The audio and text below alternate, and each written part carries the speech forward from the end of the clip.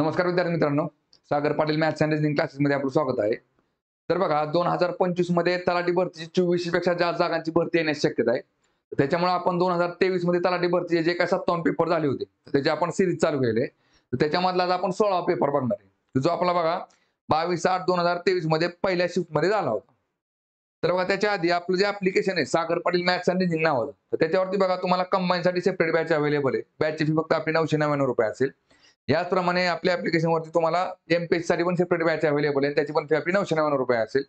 आता येणाऱ्या काही दिवसामध्ये आपण सरळ सेवेसाठी नवीन बॅच सुरू करतोय. ती तुम्हाला काही दिवसामध्ये उपलब्ध होऊन जाईल आपल्या ऍप्लिकेशनवरती. ठीक आहे. तर बघा आता पहिला प्रश्न बघू आपण. बघा सिरीज चॅप्टरचा प्रश्न काय दिले बघा. दिलेली मालिका तर्कदृष्ट्या पूर्ण करण्यासाठी प्रश्नचिन्हाच्या स्थानी काय आले पाहिजे. पहा काय दिसतंय बघा याच्यामध्ये तुम्हाला इथं 3 आणि 3 6 आणि 3 9 आणि 3 12 आणि 3 15. ठीक आहे बघा. इथं काय निघतंय बघा. बी च्या नंतर सी, बरोबर आहे का. बघा ई च्या नंतर एफ, परत एफ च्या नंतर जी, मग सी च्या नंतर इथं काय असेल बघा डी असेल. येत्या लक्षामध्ये बघा डी निघेल, म्हणजे ऑप्शन नंबर 3. चला पुढचा क्वेश्चन बघू आता. बघा परत सिरीज चॅप्टरवरचा क्वेश्चन आहे. काय दिले बघा. दिलेल्या मालिकेमध्ये प्रश्नचिन्हाच्या स्थानी काय आले पाहिजे. बघा काय निघतंय तुम्हाला इकडे 15 19 27 43 75 आणि x. बघा आता 15 आणि 19 मध्ये कितीचा फरक आहे. तर 15 आणि 4 19 अधिक 4 चा फरक आहे. 19 आणि 27 मध्ये अधिक 8 चा फरक आहे. 27 आणि 43 मध्ये अधिक 16 चा फरक आहे. 43 आणि 75 मध्ये 43 आणि 10 53 63 73 74 75 म्हणजे 32 चा फरक आहे. अधिक 32 चा. बघा 4 दुनी 8 8 दुनी 16 16 दुनी 32 32 दुनी 64 इकडे अधिक 64. काय निघेल बघा मग. 7 आणि 6 13 130 आणि 139 139 म्हणजेच ऑप्शन नंबर 3 असेल. ठीक आहे. चला पुढचा क्वेश्चन बघू आता. बघा टाइम अँड वर्क वरचा क्वेश्चन आहे. काय दिले बघा. एक काम करण्यासाठी ए ला लागणारा वेळ हा तेच काम करण्यासाठी बी आणि सी यांना मिळून लागणाऱ्या वेळे इतका आहे. बघा ए ला लागणारा जेवढा वेळ आहे तेवढाच काय म्हटलंय बघा बी आणि बी प्लस सी यांना लागणारा वेळ आहे. बघा परत मिळून लागणाऱ्या वेळा इतका आहे. जर ए आणि बी मिळून ते 10 दिवसात करू शकतात आणि सी एकट्याने तो 50 दिवसात करू शकतो. बघा ए आणि बी मिळून काय म्हटलंय बघा ते. बरं आता इथं ए इज इक्वल टू काय बी प्लस सी. हा काय दिसतंय तुम्हाला इकडं. जर ए आणि बी मिळून ते 10 दिवसात करू शकतात. बघा ए आणि ए प्लस बी मिळून किती दिवसात करू शकतात तर 10 दिवसात करू शकतात. बरं परत आणि सी एकट्याने तेच काम 50 दिवसामध्ये करू शकतो. तर बी एकट्याने ते काम किती दिवसात करू शकतो. बघा आता लक्षात घ्या. इथं काय दिले बघा. ए प्लस बी मिळून किती दिवसात करू शकतात तर 10 दिवसात आणि सी एकटा 50 दिवसात. बघा आता मग 10 आणि 50 ला सवी किती आला तर 50 आला. मग इथं काय करायचं बघा. एकूण काम जे आहे एकूण काम आपलं इथे किती पकडायचं आपण 50 रुपयाचं पकडायचं. 50 रुपयाचं. ठीक आहे बघा. चला आता 50 रुपयाचं काम सी हा एकटा 50 दिवसामध्ये करतोय तर त्याला दिवसाला किती पेमेंट मिळेल 1 रुपये मिळेल. आणि तेच 50 रुपयाचं काम बघा ए प्लस बी मिळून 10 दिवसात करतात तर त्यांना दिवसाला पेमेंट किती पडेल बघा तर 10 × 50 5 रुपये. ठीक आहे बघा. बघा आता मग मला सांगा ए बी सी तिघांचं मिळून पेमेंट किती झालं इकडे 5 आणि 6 रुपये झाले. बरोबर आहे का. म्हणजे आता इथं बी प्लस सी आणि ए इकडे 3 रुपये आलं पाहिजे इकडे 3 रुपये आलं पाहिजे. बरोबर आहे का. बघा लक्षात घ्या. 5 आणि 1 किती झाले 6 रुपये झाले. बरोबर आहे की नाही. 6 चे जर 2 भाग केले आपण तिकडे 3 आले इकडे 3 आले. त्यातलं बघा सी ला 1 रुपये मिळतोय. बघा सी ला 1 रुपये मिळतोय. बरोबर आहे का. आणि ए प्लस बी ला मिळून 5 रुपये मिळतात. पण बघा मग आता इथं बी ला किती द्यायचे आणि ए ला किती द्यायचे. इथं मध्ये इज इक्वल टू साइन आहे आणि तिघांची मिळून बेरीज किती आहे बघा 5 आणि 1 6 रुपये. बरोबर आहे का. बघा मग आता इथे काय निघेल बघा 1 आणि 2 3 आणि इकडे 3 6. बघा 3 अधिक 3 किती झाले बरोबर मध्ये काय बरोबर चिन्ह. बरोबर आहे का. बघा मग आता ए ला पेमेंट मिळालं 3 रुपये, बी ला 2 रुपये आणि सी ला 1 रुपये. तर काय म्हटलंय बघा. तर बी एकट्याने ते किती दिवसात करू शकतो. बघा काम किती रुपयाचे आपलं 50 रुपयाचं काम आहे. 50 रुपयाचं काम बी चा दिवसाचा पेमेंट किती 2 रुपये. मग 2 रुपयाने जर करायचं म्हणलं तर किती दिवस लागतील बघा तर 25 दिवस लागतील. म्हणजे आपलं उत्तर किती असेल ऑप्शन नंबर 3. ठीक आहे. चला पुढचा क्वेश्चन बघू. बघा टाइम डिस्टन्स स्पीड वरचा क्वेश्चन आहे. काय दिले बघा. एका चोराने दुपारी 2:30 वाजता एका कारची चोरी केली आणि तिला 60 km/h वेगाने चालवली. ही चोरी दुपारी 3 वाजता उघडकीस आली आणि मालक दुसऱ्या कारमध्ये बसून 75 km/h वेगाने निघाला. तो चोराला कधी पकडेल. तर बघा आता 2:30 वाजता चोराने चोरी केली आणि ही चोरी उघडकीस कधी आली 3 वाजता, बरोबर आहे का नाही? म्हणजे मग आता मला सांगा, चोराचा वेग किती आहे? 60 किलोमीटर पर आवर एका तासामध्ये. मग तो 2:30 ते 3 वाजेपर्यंत तो पळालेला आहे पुढे, बरोबर आहे का नाही? अर्ध्या तासामध्ये त्याने किती अंतर पूर्ण केले असेल? एका तासामध्ये 60, तर अर्ध्या तासामध्ये 30 किलोमीटर, बरोबर आहे का नाही? मग दोघातलं अंतर जे असतं बघा, दोघांमधील अंतर भागिले काय करायचं बघा इकडं? वेगातील फरक.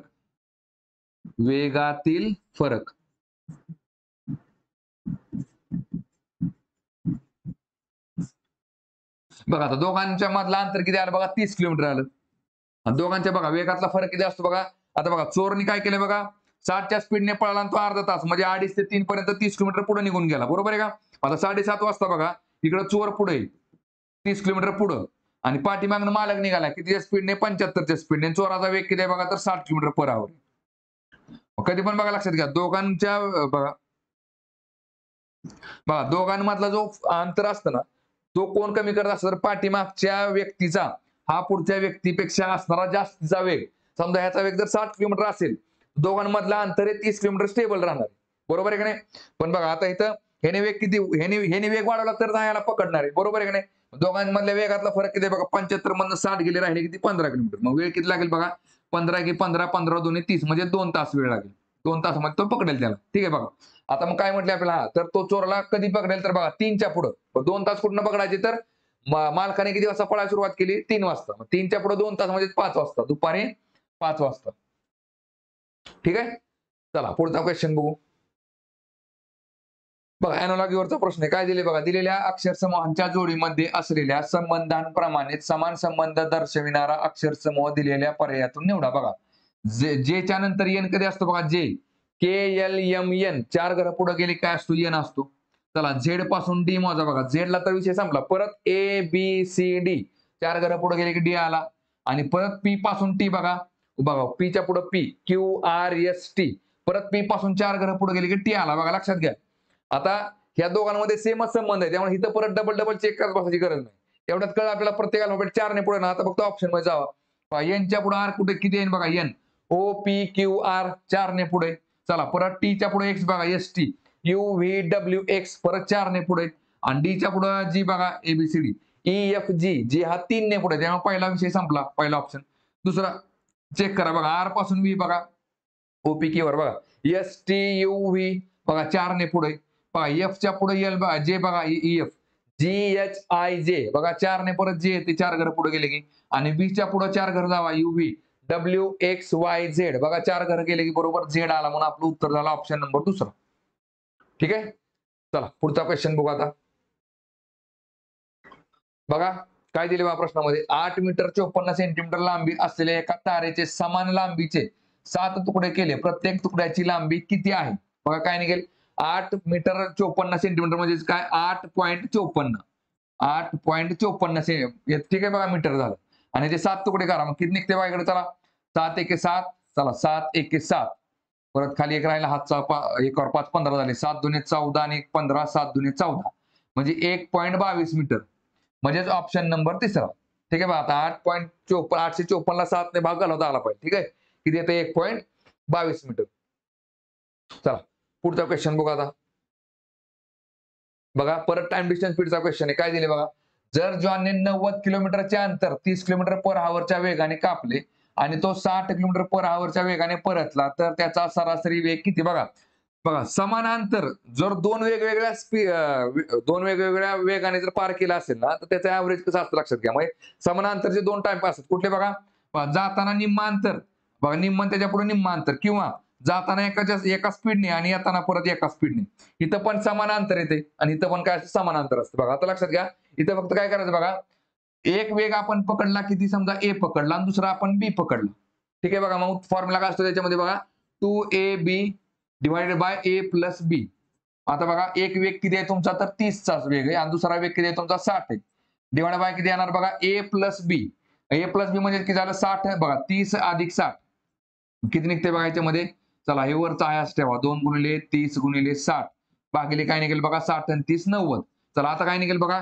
चला ह्या शून्याला शून्य गेला. 3 एके 3 3 त्रिक 9 परत 3 एके 3 3 दुने 6 म्हणजे 20 दुने 40 किलोमीटर पर आवर त्याचा काय असेल? सरासरी वेग असेल ना, तुम्ही जरी काढला तरी बघा आता तुम्हाला बघा कसं असतं लक्षात घ्या, समानांतर मग तिथं बघा तुम्ही आता 90 घ्या, 180 घ्या, 9000 घ्या, 10,000 घ्या, कितीही घ्या. तुमचा जर समानांतर जाताना समजा 30 ने येताना 60 ने असेल, तर तुमचा सरासरी वेग हा 40 किलोमीटर पर हॉवरच असणार आहे. मग तिथं तुमचं अंतर जे आहे ना, ते कितीही असू द्या. जरी चेक करा बघा, 90च्या स्पीडने गेला तुम्ही किती किलोमीटर बघा आता 30 किलोमीटर पर हॉवरने. तर तुम्हाला किती वेळ लागेल बघा जाताना, तर 3 तास वेळ लागेल. बरोबर आहे का? पहा परत तेच अंतर येताना तुम्ही 90 किलोमीटर अंतर परत किती 60च्या स्पीडने कव्हर केलं तर किती वेळ लागेल बघा इकडं? 0 0 6 1 6 6 1 6 6 5 30 म्हणजे 1.5 तास. 1.5 तास म्हणजे बघा टोटल बघा आता तुम्हाला किती वेळ लागला बघा 3 आणि 1.5 के झाले 4.5 तास. मग टोटल तुम्हाला 4.5 तास वेळ लागला. किती किलोमीटर अंतर पूर्ण करायला? 90 आणि 90 180. म्हणजे बघा आता 180 किलोमीटर अंतर पूर्ण करायला बघा. 180 पूर्ण करायला तुम्हाला 4.5 तास वेळ लागलाय. तर मग किती वेळ सरासरी वेग किती असेल बघा? पूर्णांकात घ्या करून 18 वरती 2 1 0 वाढवा 180 वरती खाली 45 करा. म्हणजे वरती 1 0 वाढवला खाली 1 0 वाढवला आणि आता भाग घालवा.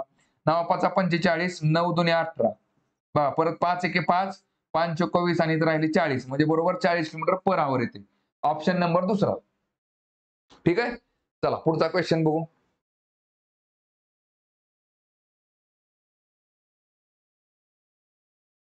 बघा परत बघा नळ टाकीवरचा प्रश्न आहे. काय दिले बघा? ए आणि बी या दोन तोट्या अनुक्रमे 5 तासात आणि 6 तासात एक टाकी भरू शकतात.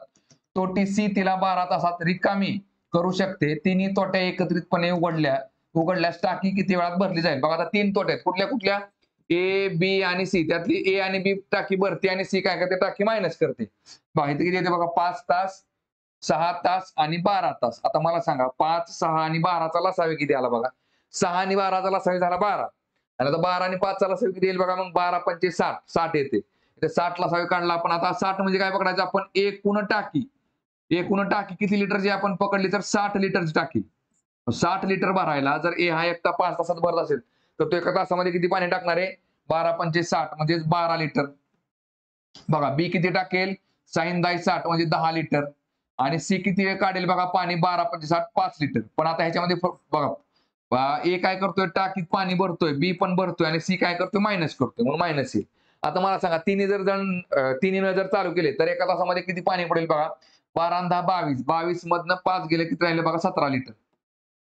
बरोबर आहे? एका तासामध्ये टाकीमध्ये बघा. कारण कसं आहे 3 नळ आहेत ना. हा एक नळ, हा एक नळ. 2 नळ पाणी भरतात. एक नळ काय करतोय? टाकीतनं पाणी काढतोय. हा किती टाकतोय बघा? हा टाकतोय 12. हा टाकतोय 10 लिटर. 12 आणि 10 इथं 22 लिटर पडलं. त्याच्यातनं परत 5 लिटर निघून गेलं. मग आतमध्ये राहिलं किती? 17 लिटर राहते. येते लक्षामध्ये बघा.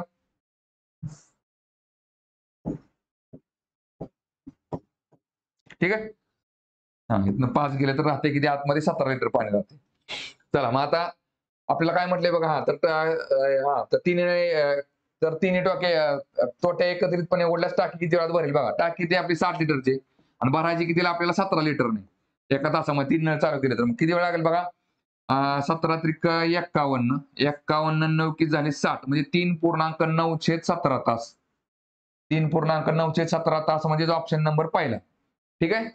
चला पुढचा क्वेश्चन बघू. बघा काय दिले प्रश्नामध्ये बघा. जर 1 square plus 2 square plus 3 square अधिक डॉट डॉट 10 स्क्वेअर बरोबर 385 असेल तर 3 स्क्वेअर 6 अधिक 6 स्क्वेअर अधिक 9 स्क्वेअर डॉट डॉट अधिक 30 स्क्वेअरचे मूल्य किती येईल? बघा आता लक्षात घ्या 3 पासून 30 चा वर्ग माहित पाहिजे बघा आपल्याला. बघा बघा 30 चा वर्ग किती आहे बघा? आपण काय करू बघा 3 च्या पाड्यामध्ये 3 10 30 बरोबर आहे की नाही? बघा मग आता मला सांगा 3 चा वर्ग किती आला बघा? 3 चा वर्ग झाला 3 चा वर्ग झाला 9. 4 परत 6 चा वर्ग झाला 36. परत 9 चा वर्ग झाला 81. 12 चा वर्ग झाला 144. परत 12 चा वर्ग. 15 चा वर्ग झाला 225. 18 चा वर्ग झाला 324. 21 चा वर्ग झाला 441. परत 24 चा वर्ग झाला 576. परत 27 चा वर्ग झाला 729 आणि 30 चा वर्ग झाला 900. आता बघा याच्यामध्ये बघा लक्षात घ्या आपण शेवटच्या अंकाला जे टार्गेट केलं असतं पण काय झालं असतं बघा एककांचा अंक जरी आपण चेक केला असता ना तरी बघा पण इथे 2 ठिकाणी 0 आहे, 2 ठिकाणी 5 आहे म्हणजे कमीत कमी आपल्याला बघा शेवटचे 2 अंक तरी बघावे लागतील बेरीज करताना. शेवटचे 2 अंक ठीक आहे म्हणजे आपल्याला उत्तर कळून जाईल. बघा मग काय निघते बघा इथं बेरीज जर केली आपण तर बघा काय ते बघा 9 आणि 1 10 6 बघा 9 आणि 1 10 6 आणि 4 10 20 झाले. बघा परत 9 आणि 1 10 30 झाले. 6 आणि 4 10 40 आणि 5 45 इथं 5 आणि वरती हातचा आला 4 बघा काय निघतं इकडं 4 आणि 3 7 7 आणि 8 15 15 आणि 4 19 19 आणि 2 21 आणि 2 23 आणि 4 27 आणि 7 27 34 34 आणि 2 36 हातचा आला 3 बघा आता पुढची बेरीज करायची 65 आले 65 फक्त एका ठिकाणी आहे. कुठं ऑप्शन नंबर 2 मध्ये आपलं उत्तर निघून गेलं. तरी पण शेवटची बेरीज करा काय निघते बघा 3 आणि 1 4 आणि 2 6 6 आणि 3 9 आणि 4 13 13 आणि 5 18 18 आणि 7 25 25 आणि 9 किती आलं बघा 34 34 मध्ये 3465 ऑप्शन नंबर 2. ठीक आहे. चला पुढचा क्वेश्चन बघू आता. बघा चक्रवाढ व्याजावरचा प्रश्न आहे काय दिले बघा याच्यामध्ये सुमनने 10% वार्षिक चक्रवाढ व्याजाने 20,000 रुपये रकमेची गुंतवणूक केली. तिला n वर्षानंतर 26,620 रुपये रक्कम मिळाल्यास n चे मूल्य किती आहे. बघा आता लक्षात घ्या आपल्याला मुद्दल किती माहिती आहे किती आहे बघा 20,000 आहे. 20,000 रुपयावरती काय म्हटले बघा आपल्याला तर 10% दराने. मग आपण काय करतो बघा ह्याच्यामध्ये चक्रवाढ व्याजामध्ये किती तर 110/100 करतो 110/100 आणि तर ब्रॅकेटच्या वर काय असते इकडे n असते. बरं ना n म्हणजे काय नंबर ऑफ इयर म्हणजे किती वर्षासाठी आपल्याला वर्षच माहित नाही आपल्याला ती वर्षच काढायचं आपल्याला बरोबर आहे का. आता हा फॉर्म्युला काय असतो बघा चक्रवाढ व्याजाची रास ह्याच्यामधून जर तुम्ही 20,000 मायनस केलं तर काय निघतं चक्रवाढ व्याज निघतं. ठीक आहे बघा पण इथं बरोबर बघा एवढं जर बघितलं आपण 20,000चा 110% समजा आपण काय असेल 2 वेळा 3 वेळा तर आपल्याला काय निघते रास निघते. रास किती आहे त्यांनी दिली आपल्याला बघा इकडं 26,620 26,620 एवढं तर कळलं आपल्याला. ठीक आहे बघा चला आता काय निघेल बघा इथं बघा हे काय करा 110/100 जे आहे का नाही ते जागेला ठेवा त्याची पॉवर किती n इज इक्वल टू हे 20,000 बरोबरच्या पलीकडे काय होईल बघा 26,620 भागिले काय निघते इकडे 20,000 आणि आता भाग घालवा काय निघेल बघा ह्या शून्याला शून्य गेला बघा परत काय निघतं इकडं बे एक बे चला परत वरती 2 ने भागाला बे एक बे बे त्रिक 6 बे त्रिक 6 बे एक बे 1331/100 आता इथे काय निघेल बघा ह्या शून्याला शून्य कॅन्सल करू आपण. ठीक आहे बघा ह्या शून्याला शून्य गेला खाली किती राहते बघा 11/10. मला सांगा आता दोन्ही संख्या बघा दोन्ही संख्यांचा एकतर वर्ग घन जो काय असेल तुम्हाला सांगा 10चा हा 1,000 करायचा असेल तर काय करावं लागेल बघा 10 10 100 100 10,000 10चा घन किती असतो 100 1,000 असतो आणि 11चा घन किती निघेल मग 1331. एवढं जर खाली जरी बघितलं बघा इथून इकडे जर जायचं म्हणलं ना आपल्याला काय करावं लागतं आपल्याला बघा 10चा घन म्हणजे बघा n ची पॉवर किती असेल 3 असेल 11/10 याचा जर तुम्ही तिसरी पॉवर जर काढली तर काय निघेल बघा इकडं 11 बघा 11/10 गुणिले 11/10 गुणिले 11/10 मग काय निघेल बघा 10 10 100 100 10,000 10,000 आलं आणि बघा 11चा वर्ग झाला 121 आणि परत 121 गुणिले जर 11 केलं तर काय निघते 11 1 11 11 2 22 आणि 1 23 11 1 11 2 13 म्हणजे 1331 म्हणजे काय निघेल बघा यांची व्हॅल्यू किती असेल 3 वर्ष ऑप्शन नंबर पहिला. ठीक आहे चला पुढचा क्वेश्चन बघू. बघा परत कोडिंग डिकोडिंग वरचा प्रश्न आहे काय दिले बघा इंग्रजी वर्णमाला क्रमावर आधारित एका तर्कानुसार GMSX हे काय म्हटले बघा LRXC शी संबंधित आहे. त्याच प्रकारे NTYA हे बघा NTYA हे SYDF बघा SYDF शी संबंधित आहे. त्याच तर्काचे अनुसरण केल्यास MSXP हे खालीलपैकी कशी संबंधित आहे बघा MSXP बघा आता इथे काय निघते बघा G च्या नंतर L कधी निघते बघा G HIJKL बघा अधिक 5 घरं पुढे गेली की निघते. परत बघा M च्या पुढे R बघा M NOPQR परत 5 घरं पुढे गेली की निघते R. परत S पासून X बघा STUVWX बघा परत 5 घरं पुढे गेली की X निघते आणि X पासून C बघा X नंतर Y Z परत अल्फाबेट ABC म्हणजे बरोबर 5 घरं पुढे गेली की C निघते. आता बघा इथं जी कंडिशन असते ना ती इथं फॉलो करायला असते त्यामुळे इथं परत इथं डबल चेक करत बसायचं करणार आता डायरेक्ट इथं काय निघते तेवढं बघा M च्या पुढे 5 घरं जावा काय निघेल बघा M NOPQR इथं काय निघेल बघा R निघेल बघा परत S च्या पुढे 5 घरं जावा STUVWX इथं X निघाला RX कुठं कुठे बघा RX फक्त इथे म्हणून आपलं उत्तर निघाला option number 3.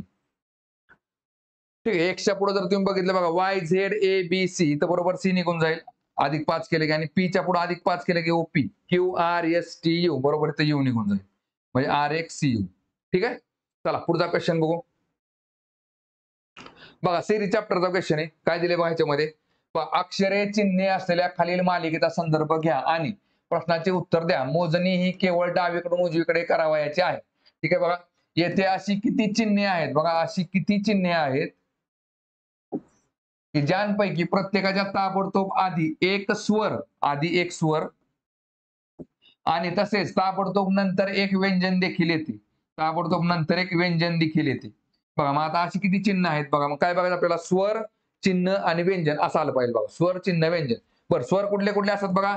A, E, I, O, you हे 5 काय असतात, स्वर असतात. बघा मग काय निघतं आपल्याला, स्वर, चिन्ह, व्यंजन. बघा इथं स्वर आहे पण इथं चिन्ह नाही. बघा स्वर, चिन्ह. बघा स्वर इथं आहे ई. ईच्या पुढं चिन्ह आहे आणि चिन्हाच्या पुढं सी काय आहे, व्यंजन आहे. इथे एक बसते बघा. परत बघा ई, हा चला परत आय, ओ, यू.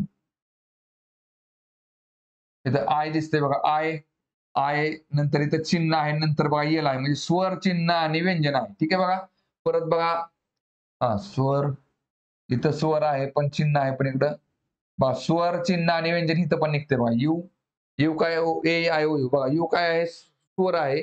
इथं चिन्ह आहे आणि परत आर हे व्यंजन आहे. ठीक आहे बघा. आणखी कुठे निघते का बघा, नाही निघत. म्हणजे 3 ठिकाणी निघते बघा. इथं 1, इथं 2 आणि इकडं 3. म्हणजेच ऑप्शन नंबर पहिला 3. ठीक आहे. चला पुढचा क्वेश्चन बघू. हा बघा, सिरीज चॅप्टरचा क्वेश्चन आहे. काय दिले बघा, दिलेली मालिका तर्कदृष्ट्या पूर्ण होण्यासाठी प्रश्नचिन्हाच्या जागी दिलेल्या पर्यायांपैकी कोणता पर्याय आला पाहिजे. बघा आता इथं जे पासून यल कधी निघतंय बघा, जे, के एल 2 घरं पुढे गेले की बघा, यल पासून ओ बघा, L L M N O बघा 3 घरं पुढे गेले की, आणि ओ च्या पुढे एस बघा, O P Q R S बघा इथं 4 घरं पुढे गेली. म्हणजे बघा एसच्या पाठीमागे 4 घरं गेले की ओ, ओच्या पाठीमागे 3 घरं गेले की एल, एलच्या पाठीमागे 2 घरं गेले की जे, आणि जेच्या पाठीमागे मग एक घर जावं लागेल आपल्याला. ठीक आहे, -1. हे बघा एच आय जे, इकडे काय निघेल बघा, आय निघेल. कारण आयच्या पुढे जे असतो एच आय जे. ती आय आला, आय कुठे कुठे बघा इथं नाही, परत इथं नाही. ठीक आहे बघा. चला आता 2 नंबरचं बघा. बघा टी, हा बरं आता केच्या पुढे बघा, के आणि एम मध्ये कितीचा फरक आहे बघा, जे के, एल एम बघा 2 चा फरक आहे. परत बघा एम आणि पी मध्ये बघा, एम एन ओ पी परत 3 चा फरक आहे. आणि बघा इथं पी आणि टी मध्ये P Q R S T बरोबर 4 चा फरक आहे. म्हणजे इथं सेम काय असणार बघा, पहा 4, 3, 2. आता इथं 1 चा फरक घ्यावा लागेल. मग केच्या पाठीमागचं कुठलं असतं बघा, आय जे के, म्हणजे जे निघतं. इकडे काय निघेल बघा, जे, जेच्या पुढे काय झाला, के, एक नाही. ठीक आहे बघा. बघा मग आय जे कुठं कुठं दिसतंय बघा तुम्हाला, आय जे ऑप्शन नंबर 3 झाला. ठीक आहे. आणि इकडे काय बघा, 29 अन् 4 33, 33 अन् 4 37, 37 अन् 4 41, 41 अन् 4 किती झाले 45 असे येते. ठीक आहे बघा. चला पुढचा क्वेश्चन बघू आता. बघा सरळ व्याजाचा प्रश्न काय दिले बघा, वार्षिक 12.5% सरळ व्याज दराने गुंतवलेली एक रक्कम 2 वर्षानंतर 8,250 इतकी होते, तर सरळ व्याजाची रक्कम किती आहे. आता बघा लक्षात घ्या, ही रक्कम कुठली आहे बघा, 2 वर्षानंतर ना मुद्दल प्लस व्याज किती झाले तुमचं, 8,250 झाले. बरोबर आहे का. आणि आता बघा इथे जास्त डोकं लावायचं नाही बघा. मला सांगा आता, दरवर्षी सरळ व्याज सारखंच असतं. 12.102 म्हणजे काय, 12.5%. मला सांगा, पहिल्या वर्षी तुम्हाला 12.5% व्याज मिळालं, दुसऱ्या वर्षी पण तुम्हाला 12.5 12.5% व्याज मिळालं. बरोबर आहे की नाही. आणि टोटल तुमची मुद्दल किती झाली, पहिली 100%.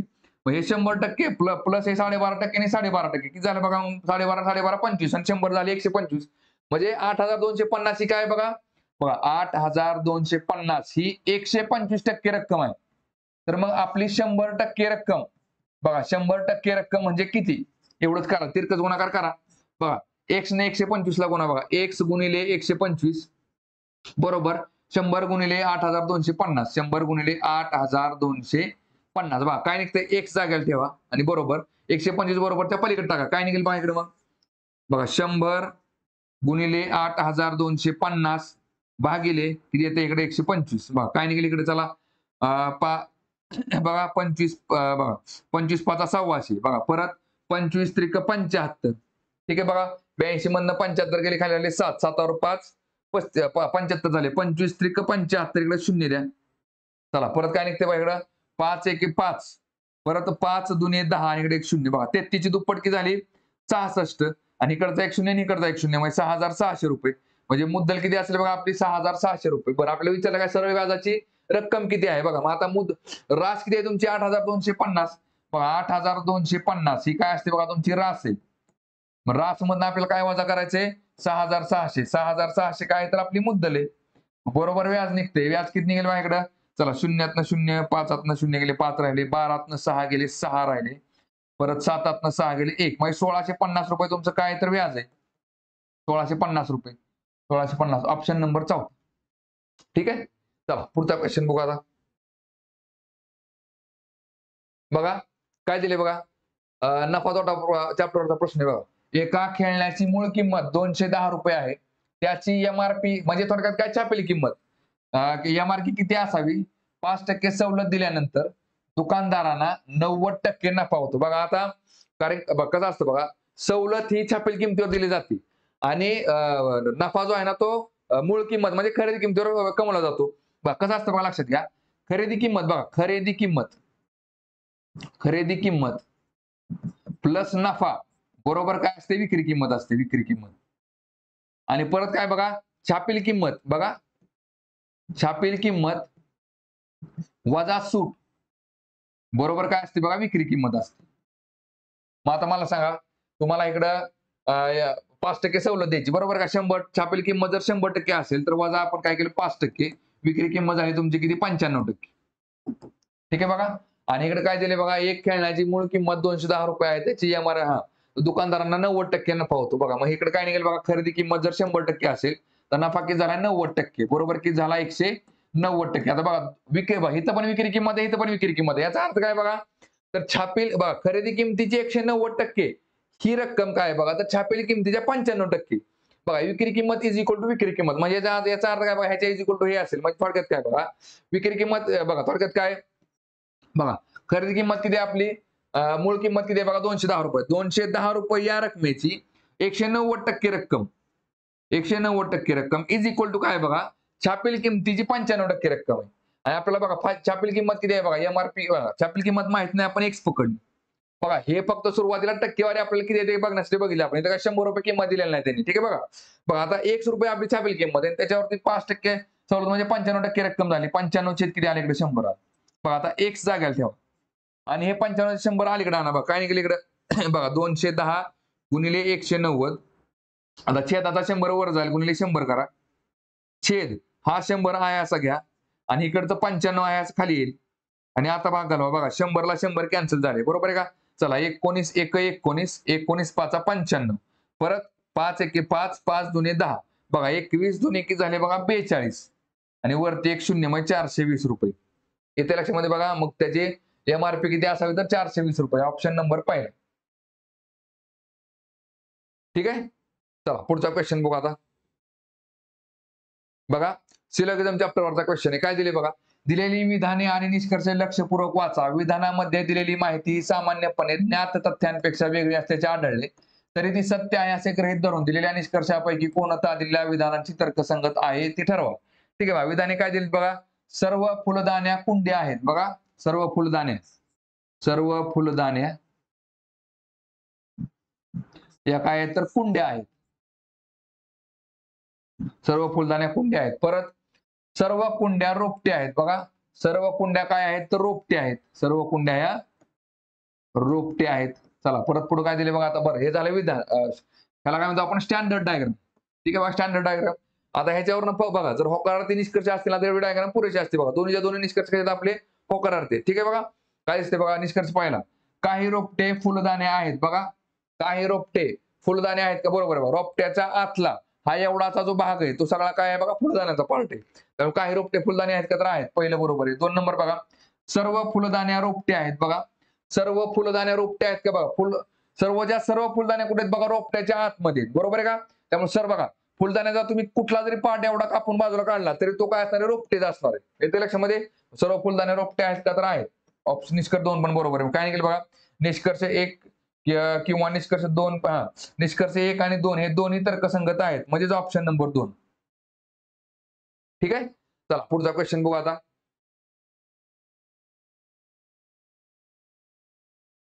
बघा परस्थिती चॅप्टरवरचा क्वेश्चन आहे. काय दिले बघा, इंग्रजी वर्णक्रमावर आधारित दिलेल्या मालिकेत प्रश्नचिन्हाच्या जागी काय यायला हवे? बघा काय निघते बघा एक्स सी. आता मला सांगा एक्स पासून सी किती क्रमांकावर आहे बघा? एक्स वाय झेड परत ए बी सी 5व्या क्रमांकावर आहे. परत बघा सी पासून एच बघा C D E F G H परत बघा 5 घरं पुढे गेले की एच निघतंय एच पासून एम बघा एच आय जे के एल एम परत 5 घरं पुढे गेले की एम निघतंय एम पासून परत आर हा 5 घरं पुढे असेल मग आर पासून परत पुढे 5 घरं मोजा O P Q R S T U V W W बघा कुठे निघतंय ऑप्शन नंबर पहिल्यामध्ये निघते तर काय निघेल डब्ल्यू ठीक आहे चला पुढचा क्वेश्चन बघू आता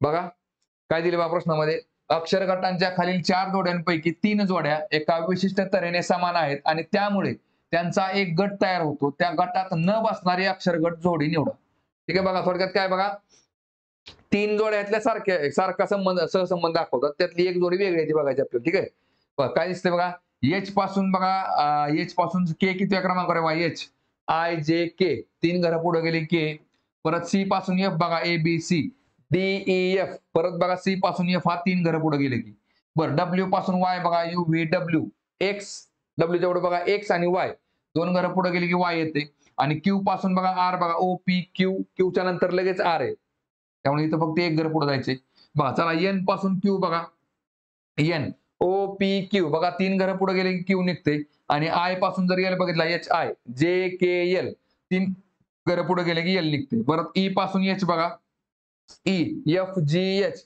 3 घरं पुढे गेले की एच निघते आणि झेड पासून बघा सी झेडला तर विषय संपला परत ए बी सी 3 घरं पुढे गेले की परत सी निघते म्हणजे बघा 1 3 आणि 4 नंबर सारखा दिसतोय 2 नंबर वेगळा दिसतोय 2 आणि 1 नाही त्यामुळे आपलं उत्तर असेल ऑप्शन नंबर 2 ठीक आहे चला पुढचा क्वेश्चन बघू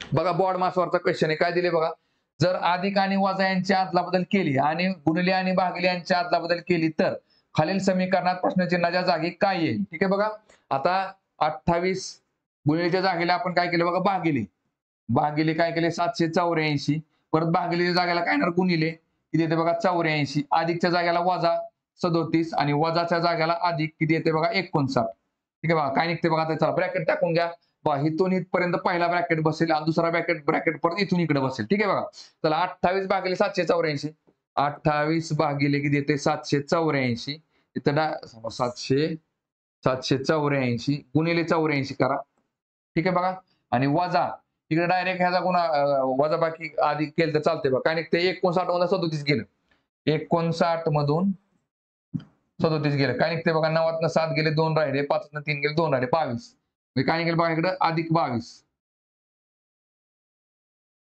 ठीक आहे 22 आले इकडे चला आता बघा एक निघते बघा इकडे चला 8 आणि 7 15 आणि 4 19 15 आणि 4 19 बरं चला 4 ने भागवू शकतो 4 असं 28 4 1 4 बघा 4 1 4 3 राहिले 4 9 36 आणि 2 38 4 7 24 ठीक आहे बघा चला परत काय निघेल बघा इकडं परत 4 ने भाग घालू शकतो बघा इकडं इकडं बघा 4 4 चौक 16 16 आणि 3 19 4 9 36 परत बघा 4 2 8 4 1 4 ठीक आहे बघा चला परत 7 1 7 7 7 49 परत 7 1 7 7 त्रिक 21 म्हणजे किती आलं बघा 3 अधिक 22 म्हणजे बरोबर किती येते 25 22 आणि 3 25 म्हणजेच ऑप्शन नंबर 3 निघते ठीक आहे चला पुढचा क्वेश्चन बघू आता बघा काय दिले बघा प्रश्नामध्ये सरासरीवरचा प्रश्न आहे बघा 6 महिलांपैकी 72 किलोग्रॅम वजन असलेल्या एका महिलेच्या जागी जेव्हा नवीन महिला येते तेव्हा त्यांचे सरासरी वजन 2 किलोग्रॅमने वाढते तर नवीन महिलेचे वजन किती आहे बघा आता 72 किलोग्रॅम ची एक 6 महिला आहेत त्यातली एक महिला 72 म्हणजे थोडक्यात त्यांचं सरासरी वजन किती आहे बघा त्यातल्या एका महिलेचं वजन 72 किलो आहे बरोबर आहे का बघा 72 किलोग्रॅम वजन आहे आता काय केलं बघा ती जाऊन दुसरी महिला आली त्यामुळे सरासरी 2 ने वाढली 2 ने वाढली म्हणजे काय बघा सरासरीचा अर्थ काय असतो प्रत्येकाच्या वाटणीला वजन 2 किलोग्रॅम वाढलं ठीक आहे बघा आता मला सांगा एकूण महिला किती आहेत बघा 6 आहेत 6 गुणिले किती येते 2 6 2 किती झालं 12 मग 72 अधिक काय निघेल बघा 12 72 अधिक 12 बरोबर काय निघेल 6 70 80 84 नवीन महिलेचं वजन काय असेल बघा 84 असेल ठीक आहे चला पुढचा क्वेश्चन बघू आता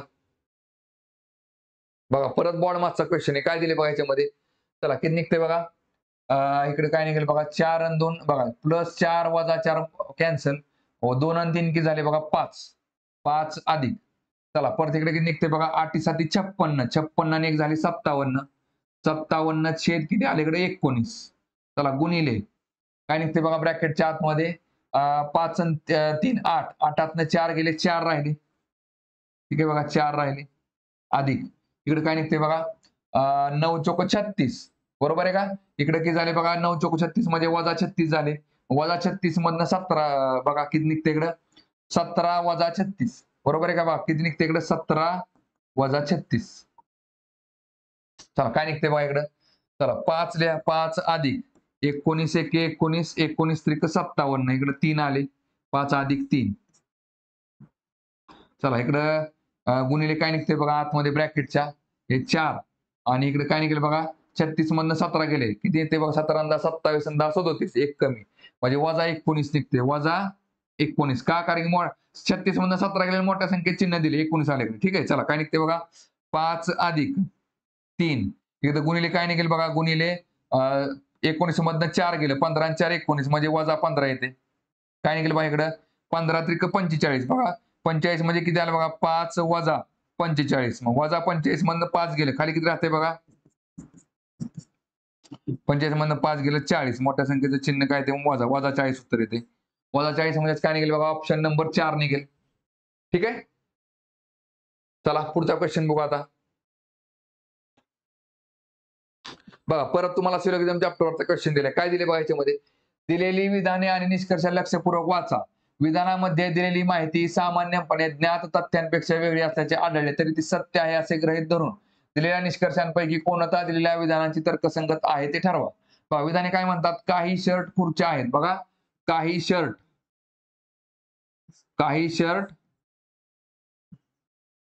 खुर्च्या आहेत परत सर्व खुर्च्या रेल्वे गाड्या आहेत. सर्व खुर्च्या काय म्हटले बघा रेल्वे गाड्या आहेत.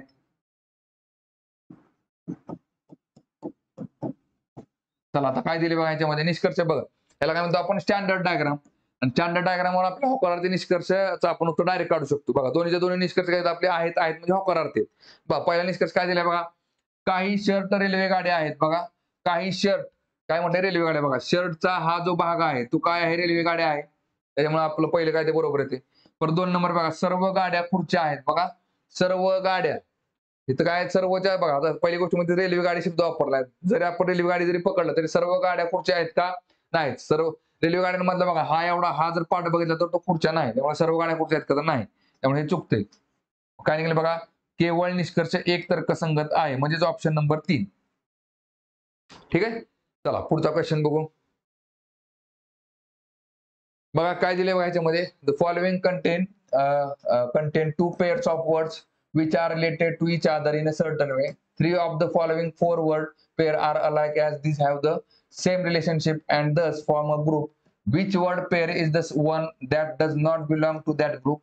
The words must be considered as meaningful English words and must not be grouped based on the number of letters, number of consonants, vowels in the word. बर आता ह्याच्यामध्ये काय दिले बघा थोडक्यामध्ये ह्याच्यामध्ये 4 बघा 4 मधले एक काय चुकीचं आहे 3 बरोबर आहे. काय निघते बघा ह्याच्यामध्ये बघा क्लाउड आणि काय दिले बघा ग्रास शॉपर. बर आता ग्रास शॉपर मध्ये थोडक्यात काय असतं बघा ते नाकतोड्यासारखं असते बघा थोडक्यात बघा इथं बघा ढग आल्यानंतर नाकतोडा बाहेर नाकतोडा म्हणा किंवा आपण काय म्हणतो हेलिकॉप्टर एक मराठी शब्द आहे बघा त्या टाय बघा नाकतोडा तात्पुरता बघू आपण नागतोडा तर बघा ढग आले की नाकतोडा निघतात. बरं ठीक आहे परत काय दिसते बघा स्मेल्स मान काय म्हणले क्वांटिटी. बरं परत पुढे कॉलनी आणि आंट बघा इथं आंट म्हणजेच काय मुंग्या मुंग्यांची बघा मला सांगा मुंग्यांची कॉलनी असते का तर मुंग्यांची कॉलनी असते बरोबर आहे. ठीक आहे बघा चला परत झेब्राचं हर्ड म्हणजे काय कळप झेब्रांचा कळप असतो का तर असतो मग हे पण बरोबर निघते बघा मग 1 नंबर बरोबर आहे 3 नंबर बरोबर आहे 4 नंबर बरोबर आहे कारण की बघा इथं मला सांगा वासाचा